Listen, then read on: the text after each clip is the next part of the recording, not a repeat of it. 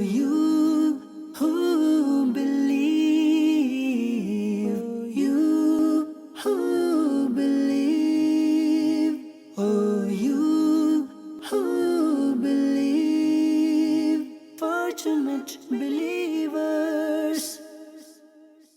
Alhamdulillah Rabbil Alamin wa salatu wassalamu ala Sayyidil Mursaleen amma ba'd fa'udhu billahi minash shaitanir rajim bismillahir rahmanir rahim as-salatu wassalamu alayka ya Rasulallah wa ala alika wa ashabika ya Habiballah as-salatu wassalamu alayka ya Nabiyallah wa ala alika wa ashabika ya Nurallah. Dear viewers, welcome to another episode of our program Fortunate Believers, in which we are discussing those blessed verses of the Quran wherein Allah Azza wa Jalla has directly addressed the believers by saying Ya ayyuhalladhina amanu. Inshallah, in this episode we'll discuss another beautiful verse that begins with Ya ayyuhalladhina amanu. But before that, an excellence of reciting salat upon the Prophet alayhi salam. The Prophet sallallahu alayhi wasallam said, the one who recites salat upon me 10 times, Allah subhanahu wa ta'ala showers 100 mercies upon him. Sallu ala al-habib sallallahu ta'ala ala Muhammad sallallahu alayhi wasallam. So first recitation of the verse followed by the translation. Bismillahir Rahmanir Rahim. Ya ayyuhalladhina amanu ati'u Allah wa ati'u ar-rasula wa ulil amri minkum.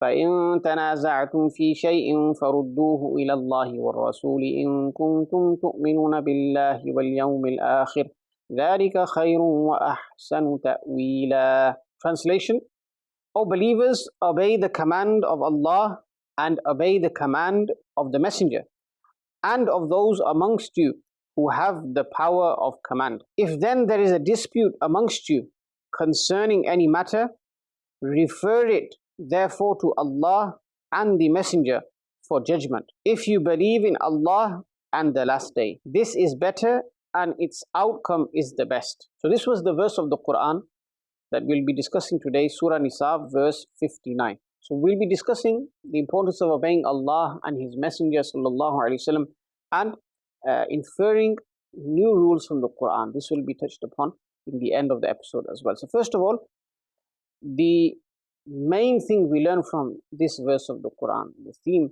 is to obey Allah subhanahu wa ta'ala. That is foremost, that is most important. So we look at the life of the Sahaba radiallahu anhum ajma'in. We know their backgrounds. People of Arabia at that time, they were bloodthirsty. They would bury their daughters alive. They would kill each other over trivial matters. But subhanallah, what was the obedience to Allah subhanahu wa ta'ala like when ahkamat were revealed? The Sahaba embraced faith. The hukum for salah came, the hukum for giving zakat came, the hukum for fasting came, the hukum, the ruling for hajj came, all of these different rulings.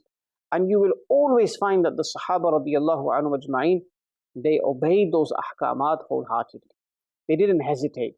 They weren't reluctant in obeying those ahkamat of the Quran. This shows the greatness of the Sahaba radiallahu anhu ajma'in in terms of their obedience to Allah subhanahu wa ta'ala. They left their old ways. They adopted taqwa, piety. Piety was firmly rooted in their hearts. And when you look at the Quran, Allah subhanahu wa ta'ala time and time again praises the Sahaba radiallahu anhum ajma'in. He mentions their qualities. He mentions them being the best ummah. And all of these verses, when we hear about them, when we read about those verses regarding the believers, first and foremost, before everyone else, they apply to the Sahaba radiallahu anhum ajma'in. And their level of obedience to Allah and His Messenger sallallahu alaihi wasallam, subhanallah, is unmatched and unparalleled. We have a narration. This tells you about the mindset of the Sahaba, how they would think. His name was Thawban, Sahabi radiallahu ta'ala. He came to the court of the Prophet sallallahu alaihi wasallam and he was quite grief-stricken, he was quite sad. And he said, Ya Rasulullah sallallahu alaihi wasallam, what will happen on the day of judgment? So the Prophet alaihi wasallam asked him, why are you so sad? He said, what will happen on the day of judgment? Ya Rasulullah sallallahu alaihi wasallam, you will be in an elevated place. Your rank is beyond imagination. You'll be in the lofty heights and we will be wherever we will be. Meaning, how will we see you in the akhirah, in the world, whenever we want to quench our thirst and we want to cool our eyes, we come to your court and we see you, but in the akhirah, what will happen? Subhanallah, at that particular moment, Sayyidina Jibreel alayhi salam came with a verse of the Quran, وَمَنْ يُطِعِ اللَّهَ وَالرَّسُولَ فَأُولَٰئِكَ مَعَ الَّذِينَ أَنْعَمَ اللَّهُ عَلَيْهِمْ مِنَ النَّبِيِّينَ وَالصِّدِّيقِينَ وَالشُّهَدَاءِ وَالصَّالِحِينَ وَحَسُنَ أُولَٰئِكَ رَفِيقًا. That, and whoever obeys Allah and His Messenger, then those people will be with those who Allah has favored. مع الذين أنعم الله عليهم من النبيين. Who are those who Allah has favored? من النبيين, the Prophets عليهم السلام, the Siddiqeen, the truthful, والشهداء, the martyrs, والصالحين, the righteous as well. وحسن أولئك رفيقا. How great of a companions are these people, subhanallah. So this verse was revealed, and this was a source of comfort for that Sahabi, all the Sahaba, and in fact for all of the Muslims to come until the Day of Judgment. But if you obey Allah and His Messenger, then you will be with them, inshaAllah, in the Akhirah as well, subhanallah. But we have to ask ourselves, how obedient are we? Do we meet the criteria? Because the reward mentioned in this verse is for those who obey Allah and His Messenger. What is our state in regards to Salah? In regards to giving zakat? Do we give zakat fully? Do we pray Salah 5 times a day? Or is it only when we have a bit of time or when we want to? Do we fast fully in the month of Ramadan? And then there are etiquettes of fasting. It's not just preventing yourself from eating and drinking. The Prophet ﷺ even said that there are many people who the only thing they gain from their fasting is hunger and thirst, meaning they don't fulfill the adab of fasting. They don't protect their limbs from sins. They don't protect their eyes, their ears, etc. So what is our state in regards to our fasts? And what about Hajj? As Allah subhanahu wa ta'ala blessed us with wealth enough to perform Hajj, but we don't perform it, what is the situation there? So we have to always question ourselves and ponder whether our obedience is like the obedience of the Sahaba radiyallahu anhum ajma'in. Now, moving on, in this verse of the Quran, we're told, "O those who believe, O believers, obey Allah and His Messenger." Now, why was there a separate hukam ruling to obey the Messenger sallallahu alaihi wasallam? Obey Allah and obey the Messenger. Now here, the ulama mention a beautiful thing. They say, it's because Allah subhanahu wa ta'ala gave the Prophet alayhi salam 2 things, Quran as well as Hadith. Meaning the Quran is the divine speech of Allah subhanahu wa ta'ala, but the Hadith, these are the aqwal, the sayings of the Prophet sallallahu alaihi wasallam. The Hadith mention how the Prophet sallallahu alaihi wasallam worshipped. So for example, when we look at the Quran, we are told to perform salah time and time again, aqimus salah. But does it tell you how to perform worship? The practical way of performing salah? No. Where do we learn how to perform salah? From the ahadith of Rasulullah sallallahu alaihi wasallam. The Prophet alayhi salam said, "Sallu kama ra'aytumuni usalli." Pray the way you see me pray. Meaning the way I pray, you should follow that way.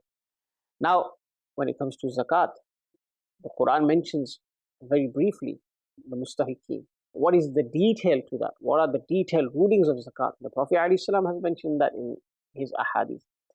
Hajj, when you go to perform Hajj, the Quran says perform Hajj if you have the ability. But does it say what the wajibat of Hajj? What is the kafara of the offenses that a person commits during Hajj? The detailed ahkam of sa'i, of tawaf, of wuquf in Mina, in Arafat, in Muzdalifah. How do we learn about this? From the life of the Prophet ﷺ, his blessed sayings as well. Similarly, with fasting as well, the Quran says, "Ya ayyuhalladhina amanu kutiba alaykumus siyam kama kutiba ala alladhina min qablikum la'allakum tattaqun." But the tafsil of fasting, where do we find that? In the sayings of the Prophet sallallahu alaihi wasallam, the ahadith of Rasulullah sallallahu alaihi wasallam. So there are so many rulings that are not found in the Quran. Salatul Janaza, people die every day. And when we go to perform Salatul Janaza, the funeral prayer, again, where do we learn or where do we find out how to pray? Through the hadith of Rasulullah sallallahu alaihi wasallam. The Quran doesn't explicitly tell us. So this is why the separate hukam is obey Allah and obey the Messenger sallallahu alaihi wasallam. Quran and hadith, one complements the other. They are both, subhanallah, from the quote of Allah Azza wa Jal. The Quran tells us, وَمَا آتَاكُمُ الرَّسُولُ فَخُذُوهُ. Whatever the Messenger alayhi salam gives you, take it. And whatever he forbids, he prevents you regarding, then leave that, refrain from that. And Sayyidina Abdullah bin Mas'ud radiyallahu ta'ala an, he was asked once regarding a mas'ala, where do you get this from? And he answered in the same way, that وَمَا آتَاكُمُ الرَّسُولُ فَخُذُوهُ. So the hadith collection is very, very important. And we know there are types of wahi, revelation. One is matlu, the one you recite, it's ibadah like the Quran. And one is ghair matlu, you don't recite it in your worships like the hadith. And the hadith of the Prophet ﷺ is also a form of revelation. And those who reject a hadith and say, I don't want to act upon hadith, Quran is sufficient for me, ma'adallah, they are in dire loss, in great loss. Why? Because they won't be able to perform worship correctly. They won't be able to reach the essence of worship without following the hadith of Rasulullah. And the hadith of Rasulullah is a whole science. And many narrations, people are quick to say, oh, this is da'if and this is the hukum of this hadith. But remember, the wordings of the hadith, that's not spoken about. When the ulama say a certain hadith is sahih, a certain hadith is hasan, a certain hadith is da'if, they're talking about the narrators. They do jarh and ta'adil. They disparage the narrators, they praise the narrators. It's narrator criticism. And they are looking to see whether the narrator meets the criteria. And this is where the hukum, the different ahkam apply to ahadith. But even saying that, there are da'if hadith where the ulama have said they are accepted in the chapter of fadail, in the chapter of virtues. It's very important to sit with the ulama, learn from the ulama, and not have this mindset of rejecting everything and anything, because that will come back to haunt us on the day of judgment. If we reject the hadith of Rasulullah sallallahu alaihi wasallam, Allahu Akbar. Now moving on, the Prophet sallallahu alaihi wasallam, he has huquq upon us. And Qadi Iyad Maliki rahmatullahi alayhi, a great scholar who wrote a monumental book, subhanallah, magnificent book, Ash-Shifa bi Ta'rifi Huquq al-Mustafa.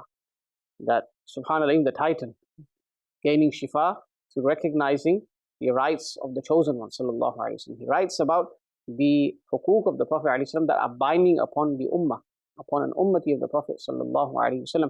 He mentions 8 rights. One of those is ita'at, obeying the Prophet sallallahu alaihi wasallam. Another one is ittiba'. Now the difference, ita'at, you can obey the ahkam of Allah subhanahu wa ta'ala, but you can't do ittiba' of Allah. You can't follow Allah, because this refers to the actions of the Prophet alayhi salam. For example, the way he slept, the way he ate, the way he walked, the way he did things in his daily life, which we refer to as sunnah. And the Prophet sallallahu alaihi wasallam, the examples are mentioned in the hadith, but Allah subhanahu wa ta'ala is free from all of this. Allah subhanahu wa ta'ala doesn't wear clothes, he doesn't eat, he doesn't drink. So there's no ittiba' of Allah jalla wa ala, but there is ittiba' of the Prophet sallallahu alaihi wasallam. And one of the rights Qadi Iyad Maliki rahmatullahi alayhi mentions is ita'at, obeying the Prophet sallallahu alaihi wasallam. This is from his rights as well. And again, there are so many accounts, countless narrations, wherein the Sahaba radiallahu anhum ajma'in, they obeyed the Prophet sallallahu alaihi wasallam, and their jazba, their passion in this regard, subhanAllah, was amazing. One narration states that a Sahabi radiallahu anhu, he wore a gold ring, and the Prophet sallallahu alaihi wasallam forbade him from doing so. In fact, the Prophet alaihi wasallam took it off and threw it away, discarded it. When the Prophet sallallahu alaihi wasallam left that gathering, the Sahaba radiallahu anhum ajma'in, they said to this particular Sahabi that, okay, don't wear it, but pick it up, make use of it. It's gold at the end of the day. So perhaps they were saying sell it or make use of it in a different way. And the Sahabi said, no, I am not going to benefit from anything that the Prophet ﷺ has discarded himself. Meaning the Prophet ﷺ forbade it, threw it away, and I'm not going to take any benefit from that whatsoever. This was the obedience of the Sahabi towards the Prophet ﷺ, that the hukum came, that is forbidden, said, I don't want anything to do with it. The Prophet ﷺ said to me, no, and I'm not going to use that anymore. This was some information regarding the first part of the verse, Ya ayyuhalladhina amanu ati'u Allah wa ati'u ar-rasul. Then we have وَأُولِي الْأَمْرِ مِنْكُمْ. Follow those who have been given authority or command amongst you. Now here, there are a few views. One view is that this refers to a ruler in an Islamic state. So you have an Islamic country, the king, the ruler, you are to obey him. As long as he does not ask you to disobey Allah Azza wa Jal, then you are to obey him. And we know there are so many rules on a daily basis that we obey and we follow, which are not deeni, but they are there for the welfare of society, for the betterment of society, and for the betterment of that country. And here, in particular, in Islamic state. For example, there are rules regarding traffic. Nowhere in the Quran or Hadith will you find rules regarding traffic lights. When the light changes to green, you can go, etc. But these are all there to help us, to benefit us. They will help people avoid accidents, speeding, all of these things. And they are there for our benefit. So, like this, there are so many rules that are followed in a country and Islamic state. When the ruler implements those rules, we are to follow them. And the second view is that Ulil Amr refers to the ulama of Islam, that they are the ones who deduce rules from Quran and Hadith. They are the ones who, in clear format, simple ways, they tell us that this is the ruling of Sharia regarding a particular matter. Now, everyone is not capable of doing that. Some people devote their lives to agriculture, some people devote their lives to a different field. Somebody is an accountant, somebody is a doctor, somebody is a physician, somebody is in a different field.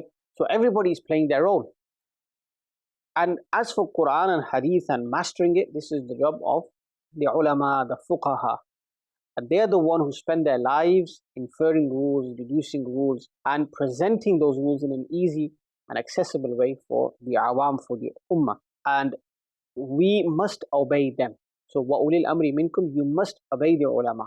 And sadly, in the times that we're living today, people are speaking negative of the ulama. And one thing important to highlight, that when somebody wants to attack the deen, he does that in the guise of attacking scholars. He says, oh, scholars are doing this, and scholars have said this, and they've been caught doing this, ma'adallah.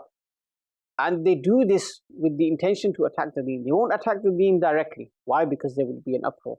But they'll start attacking the ulama of Islam. This is very, very dangerous for one's iman. We must always respect the ulama and follow their advice.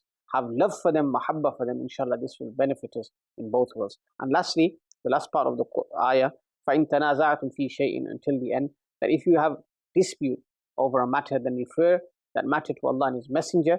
That is better for you. And we know that this part of the ayah is referring to extracting new rulings, because there will always be new masail until the day of judgment. New rulings will occur.